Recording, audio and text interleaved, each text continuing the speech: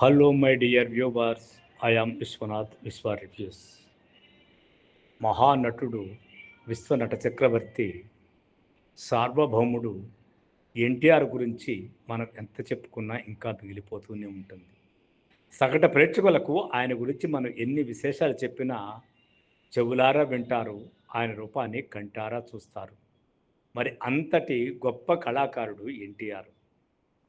ఆయన కేవలం శ్రీకృష్ణుడిగా సుకుమారంగా నటించిన, శ్రీకృష్ణదేవరాయలుగా రాచరికపు ఉందాతనం చూపించిన, ప్రేక్షకుకు కావలసిన వినోదంతో పాటు కొంత మెసేజ్ ఇవ్వడం ఎన్టీఆర్ లక్ష్యంగా ఉండేది. చివరకు పురాణ పురుషుల పాత్రల్లో కూడా మారువేషాలు వేసి ప్రేక్షకులను ఆకట్టుకోవడంలో దిట్ట. ఇది మరే నటుడు చేయలేని సాహసం. ప్రధాన పాత్ర పోషణలోనే ఇబ్బంది పడేవారు. ఎలాంటి పాత్రనైనా అవలీలగా నటించి మెప్పించిన ఘనాపాటి.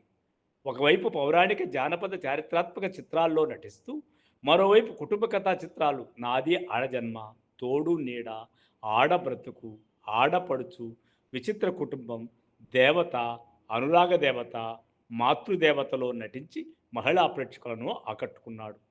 మరో కోణంలో యువత మాస్ కోసం అడవి రాముడు, ఎదురులేని మనిషి, వేటగాడు, ఛాలెంజి, రాముడు, బొబ్బిలి పులి, యమగోళ, జస్టిస్ చౌదరి లాంటి విభిన్న చిత్రాల్లో నటించిన ఎన్టీఆర్కి మరెవ్వరూ సాటిలేరు. అందుకే సగటు ప్రేక్షకుల కోసం తన డ్యాన్సులతో వెండితెరపై యమగోళ సృష్టించి, తెరపైకి చిల్లర నాణ్యాలు విసిరి సినిమా టికెట్ దొరకకపోతే గోల్డ్ మెడల్ కొట్టినట్లుగా భావించే అభిమానులకు వినోదాన్ని అందించే ఎన్టీఓడు అంటే ఇష్టపడని వాడు లేడు. ఇది జగమెరిగిన సత్యం. గ్రేట్ ఎన్టీఆర్ అని మనం చెప్పుకోవడంలో అతిశయోక్తి లేదు. అలాగా ఆయన రూపము, ఆయన నటన, ఆయన యొక్క పాత్ర పోషణ, సినిమా చరిత్ర అజరామరమైనది. మరొకరు ఆయన స్థాయికి చేరలేని గొప్ప సినిమా పరిశ్రమ చరిత్ర ఆయనది. సో ఫ్రెండ్స్, రామారావు అంటేనే అన్ని రకాల పాత్రలు, అటు విలన్గా కానీ, అటు హీరోగా కానీ, సైడ్ క్యారెక్టర్ కానీ, వృద్ధుడుగా కానీ, యువకుడుగా కానీ, బిచ్చిగాడిగా కానీ, గుడ్డివాడిగా కానీ, ఏ విధంగా చేసినా, ఎటువంటి పాత్ర చేసినా ఆయనకు ఆయనే సాటిలాగా నిలిచినటువంటి వాడు మన నట సార్వభౌముడు, విశ్వవిఖ్యాత నట సార్వభౌముడు ఎన్టీ రామారావు అని మనం చెప్పుకోవచ్చు. ఆయన సినిమాలు అటు లవకుశలో సంవత్సరం రోజులు ఆడితే, ఇటు అడవి రాముడు లాంటివి వాటికి మించిన కలెక్షన్ చేసేటివి.